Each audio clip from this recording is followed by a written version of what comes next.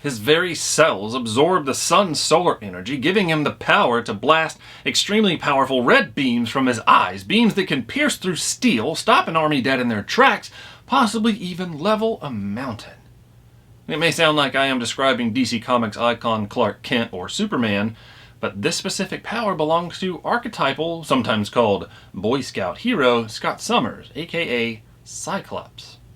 Scott and his brother Alex Summers, also known as the Mutant Havoc, were orphaned at a young age when their parents opted to sacrifice themselves to save the boys from the plane they were all aboard as it was crashing. Scott was separated from Alex and unintentionally began a journey as a troubled youth, as not only would losing your family be traumatic, but when your mutant powers also start to develop, and those powers happen to be beams of energy from your eyes that you can't control, well, let's just say things got a bit rough. Fortunately, Charles Xavier found Scott, understood his struggle, and brought him to his home, his school, where he could help Scott in many ways, including understanding and controlling his gifts. Those beams turned out to be percussive blasts emitted from Scott's eyes that, with the solar energy his body absorbs, open portals to another dimension, allowing that energy to escape. Now, in order to control this and not have Scott walk around everywhere with his eyes closed or in complete darkness because no sun, no energy, no dimension portal, a special visor and eyeglasses were developed out of a ruby quartz material that helps absorb the beam blasts even with his eyes open. Though Cyclops has been around since the beginning of the X-Men, for some fans their first introduction was to the Cyclops of the 90s X-Men animated series and is subsequently their idea of the X-Men leader, all-around Boy Scout visual impairment hero Scott Summers, aka Cyclops. Now, thanks to Hasbro, we have the chance to add Cyclops as if he were pulled straight from the animated series into collections, with the latest release in the Marvel Legends line with a cool VHS-style box. Hey everyone, my name is Jonathan, aka JK of JK Collects, and in this episode we are taking a closer look at the Hasbro Marvel Legends X-Men animated series, Cyclops.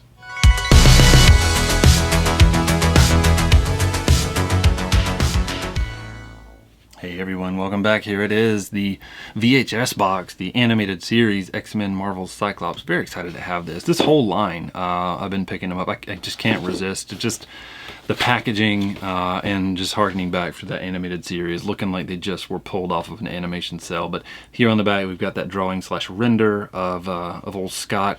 A little bit about him back there. You know, just that same typical thing that we see, right?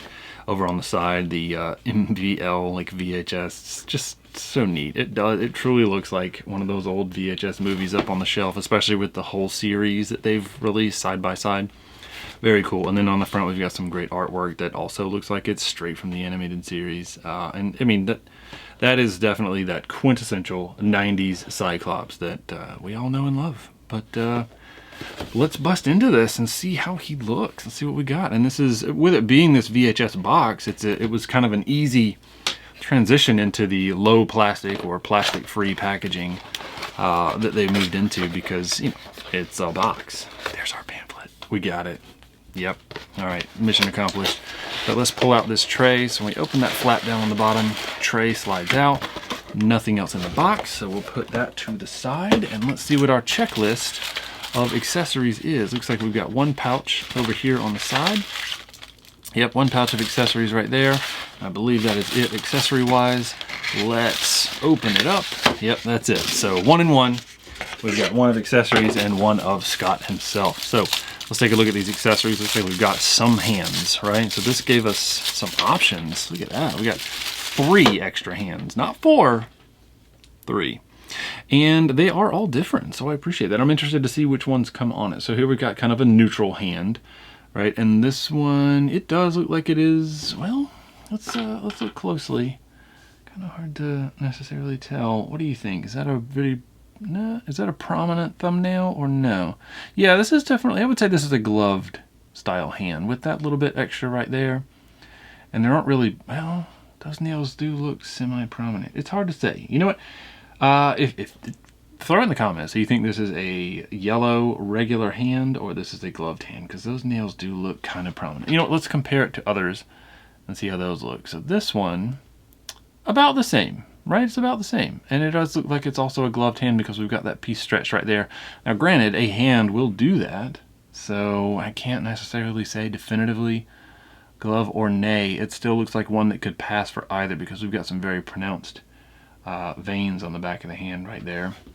Let's look at hand number 3, and I think this might be our answer because this one is very clearly a glove. We've got a little bit of a wrinkle right there. We do not have the quite so pronounced fingernails, at least. Thumbnails also not so visible. Okay, so there we go.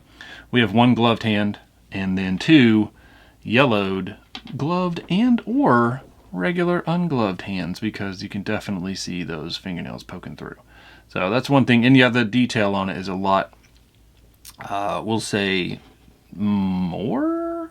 See, there's a lot more sculpting to it. There's a lot more visible veins and just bumps and things. And then this being the glove, it's covered. But anyway, that's enough talking about hands and gloved hands or not.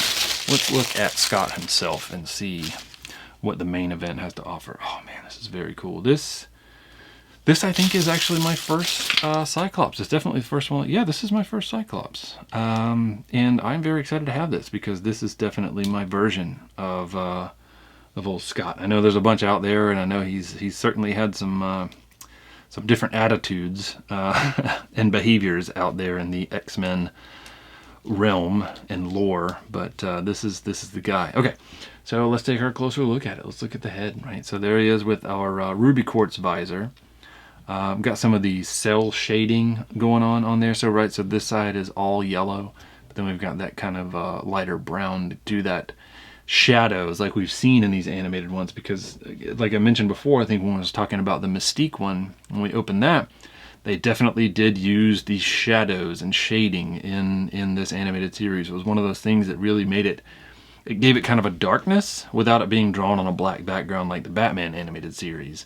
But anyway, very well sculpted hair, right? So you can see how like we've got a lot of individual little chunks sculpted in there. It is that one solid color. I'm always a fan when you can kind of see some blended in there, but with this cartoony animated look, they might have kind of veered away from that. Here, where the head sock or whatever thing that magically stays up here, even with the hair poking through, you can see some of the flesh tone painted over it.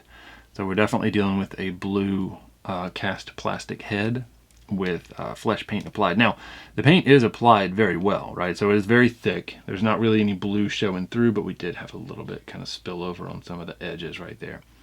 Otherwise, very well done. I mean, even the red visor, the line on that looks very clean, and it's also very shiny, so which helps, you know, for it needing to be that ruby quartz look to it.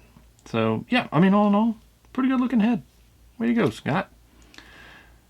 And yeah, the paint over there looks okay. Okay, so let's check out the side to side. You know, it's okay. Kind of par for the course, I would say. Nothing amazing, nothing too bad.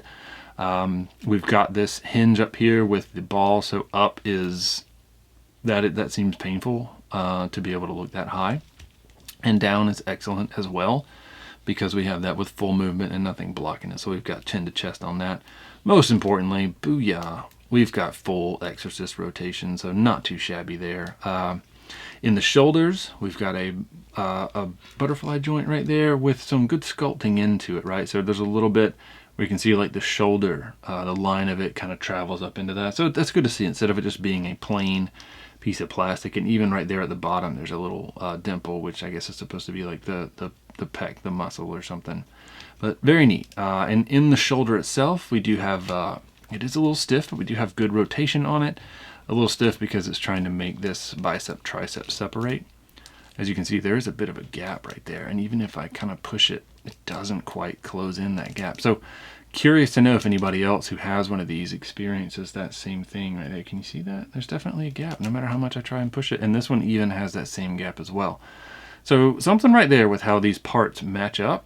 Not so great on the quality control there. Gotta take that one to task. Very muscularly sculpted arm, but it does have the good rotation of the bicep tricep, although that gap does kind of take away a little bit, if I'm honest.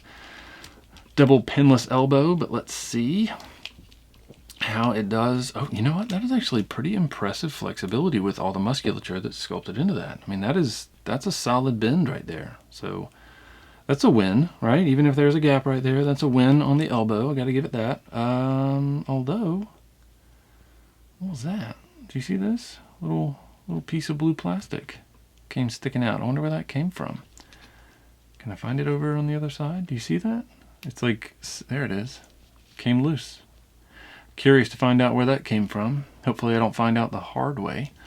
But yeah, so there we go. Interesting thing there. And I do see we have a separation in the forearm. You see that? But it's not a forearm rotation. It's just an odd line of separation where I guess this forearm is designed to be used with multiple different bracer points or ends or gloves. And that's just how it's done. And then this little piece, which would be the back of the glove, is free floating and would come off if we removed the wrist, which has full rotation, and this one has forward backward with a fist hand. And we actually have two fist hands, so the other arm has that same flexibility. This right here concerns me, right? Because the shoulders, they are pretty tight.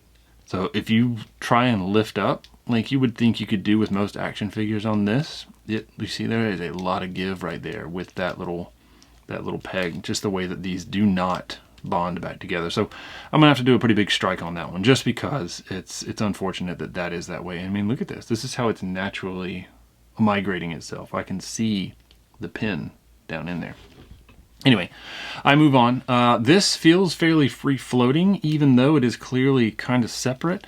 So it is a separate piece of plastic, but it is bonded here on the back to keep it attached. But this does kind of shift, see, which is neat. I appreciate that they did that, and it's bonded right here in the center. But it's separate so that when we use this hinge, it can travel, and it travels evenly with this line right here of the other bonded part. Now backwards is not a thing, because with this strap, that piece right there, that buckle or what have you, immediately hits the good old pouches, the accessory pouches, and it kind of prevents a lot of the back. He does have the ability to go backwards a tiny bit, but forward is a lot better, that's for sure. So, and it is one of those that would be a 3 position, so like one pops there and pops there, so kind of a 3 position thing. Waist rotation, we do have that fairly well masked by this this belt, because it is in a fixed position, even though it is that rubbery flexible plastic. But if you turn it too far, you do get the little separation, that plateau or straight line of the hip, but not horribly noticeable, even when you turn it a decent bit. So happy to see that, and I appreciate that it doesn't travel, but it does flex. Now with that, oh yeah, look at that. That's a pretty good leader, almost split, right? He's supposed to be pretty agile, pretty tough. He can do the Van Damme across a couple trucks. Forward kick, not bad. Backward kick, about what we'd expect from a normal human being, right? We don't really have the ability to kick our legs back too far. Not and keep it. You can use momentum to swing it back. But anyway, upper thigh rotation masked with these interesting these very 90s thigh straps that serve no purpose, right? There's nothing attached to these. It's just the buckles. And then we have a double pinless knee down here. And let's see. Yes, there we go. With a little bit of effort, we got it. Wow, look at that. That is excellent flexibility. Good for him. He's always ready to limber up. Good for you, Scotty. And then we do have calf rotation. And it's surprising where they decided to do this break. I'm guessing maybe it's some reuse or whatever, but it is below strap number 2 on the leg, right? So thigh strap, calf strap, and then is where the boot rotates. So normally, you kind of see it at the upper part. So interesting point for that to separate. It does cause some very odd looks with it separating on the muscle quite like that. Doesn't do that normal excellent masking that they can with the boot. Anyway, forward and backwards with the foot, not too bad. Backwards is yeah, I'd say that's great. Forward looking pretty good. And then we've got good old ankle breaker. Scott can be taken out of the fight because he broke that ankle. And then the other leg has that same capability with that interesting rotation. All right, let's check out the paint. We've already seen some of the opportunities of the flexibility and all that, but the paint, all in all, looks pretty good, right? So there's some things that I think are missing, right? Some details that could be useful, like on all these buckles. Maybe have something to make that pop. Maybe even just a slightly different yellow, or something to make it look like it was a piece. I get that. I mean, it's Cyclops. Blue, yellow, red, black. Those are the colors, and they nailed it. And the shadowing is very well applied. Like, it's very clean lines. Nothing really seems to stand out or be an issue with it.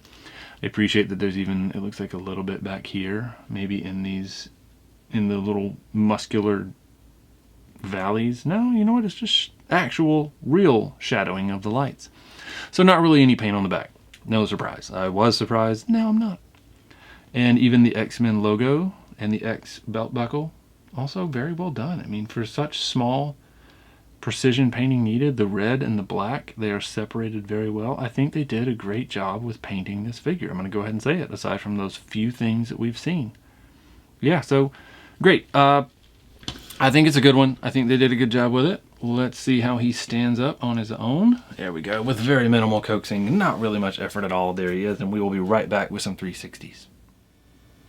And here he is, the Marvel Legends X-Men 90s animated series Cyclops. Right, so very cool figure. I love the cell shading on it. Right, it goes very well with the other ones in the line. Right, so the Mystique, the Wolverine, the Jubilee, the Mr. Sinister, all the ones that we've seen, even the Jean Grey, surprisingly. But there it is. I think it's great. The only thing that really stands out to me that I have to throw as a caution, and you can see it right there, the shoulder separation from the bicep tricep on that swivel. It's definitely an issue, at least on mine. I hope it's not a consistent one. I hope if you have one or you pick one up, you won't see that, because it is very concerning when positioning and posing the arm. So that one is definitely a quality issue, but otherwise I think it's a great figure. It's not enough to take away from it. I am glad I added it to the collection. I hope you enjoyed it. Thank you. Hey everyone, a big special thank you goes out to everyone who participated in the Arrive Serpentor Arrive giveaway that we have been running for the past month. I am happy to say that the entry period has ended. All entries have been collected, including the early commenters that got the keyword. You know who you are. The winner of the Arrive Serpentor Arrive giveaway is now posted on your screen. We will be reaching out for the best way to send out this awesome, unopened, factory fresh G.I. Joe Classified Series Serpentor with Air Chariot. Now, if you were not the winner, don't fret. We were only getting started and already have more great giveaways planned. Thank you again so much to everyone who participated and who supports the channel. I cannot tell you how much your support means to me, and I can't wait for more chances to give back to you. Well, that'll do it for this episode. Thank you, as always, for taking the time to join us. If we ever do a review of something that you are trying to find for yourself, please follow and DM us on Instagram at JKCollectsToys so we can help with the search if we don't already have a way of getting one. Also, if you enjoyed this episode, let us know, and let YouTube know by subscribing and clicking that like button. The more that happens, the more YouTube recommends us, so we can hopefully reach even more collectors and help them find the things that they need. If you'd like to see some more videos, we do have some links on your screen right now for you to check out. And remember, collecting or not, we are all in this world together. Let's look out for each other. Thanks.